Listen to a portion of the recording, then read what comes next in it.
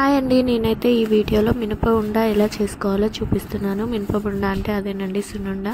ముందుగానైతే నేను ఒక గ్లాస్ మినుములు అయితే తీసుకున్నాను. మీరు మినుములు ఇష్టం లేకపోతే మినపప్పు కూడా తీసుకోవచ్చు. నేనైతే పొట్టు మినుములే తీసుకున్నాను. ఇది హెల్దీ ఇంకా టేస్టీగా ఉంటాయి, కాకపోతే బ్లాక్ వస్తాయండి లడ్డు అయితే. అలా ఇష్టం లేని వాళ్ళు మినపప్పు కూడా తీసుకోవచ్చు.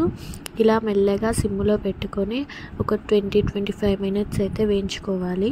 ఇలా వేయించుకునే ప్రాసెస్లోనే మినప లడ్డు అనేది ఉంటుందండి, టేస్ట్ అనేది. ఇదైతే చాలా టేస్టీగా ఉంటుంది. మినప లడ్డూనైతే ఇష్టపడని వాళ్ళు ఉండరు. ఇలా రోజు ఒక్క లడ్డు చేసుకొని తిన్నా చాలు.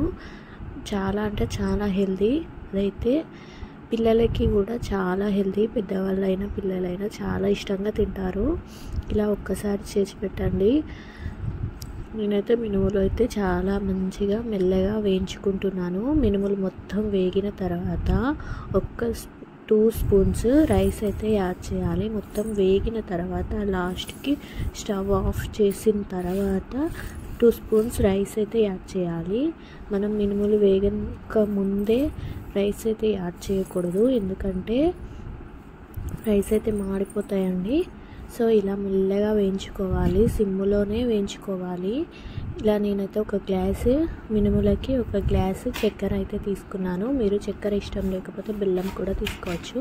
ఫస్ట్ అయితే మినుములని మెత్తగా పట్టుకోవాలి, ఆ తర్వాత చక్కెర యాడ్ చేయాలి, లేకుంటే మినుములు అయితే మెదగవు. ఇప్పుడు నేను ఒక 2 యాలకులు కూడా యాడ్ చేశాను. ఇప్పుడు నేను మొత్తం మెత్తగా పట్టుకున్నాను. మెత్తగా పట్టిన తర్వాత ఇదైతే నేను ఒక బౌల్లోకి తీసుకొని కొంచెం అయితే నేను ఒక గ్లాస్లోనైతే ముందే పక్కకు పెట్టుకున్నాను. ఇప్పుడు మంచిగా వేడిగా ఉన్న నెయ్యినైతే తీసుకొని పోయాలి. వేడి నెయ్యినైతే యాడ్ చేసుకున్నాను. చూడండి, చూసుకుంటూ పోయాలి నెయ్యినైతే. ఇప్పుడు నేను వేడి నెయ్యి అయితే కలపలేను కాబట్టి ఇలా స్పూన్తోనైతే నేను కలుపుతున్నాను.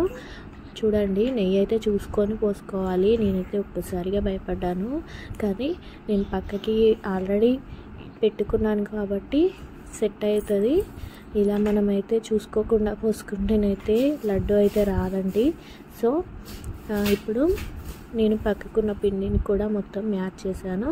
అప్పుడైతే మంచిగా లడ్డు చుట్టడానికి ఈజీగా సెట్ అయిపోయింది.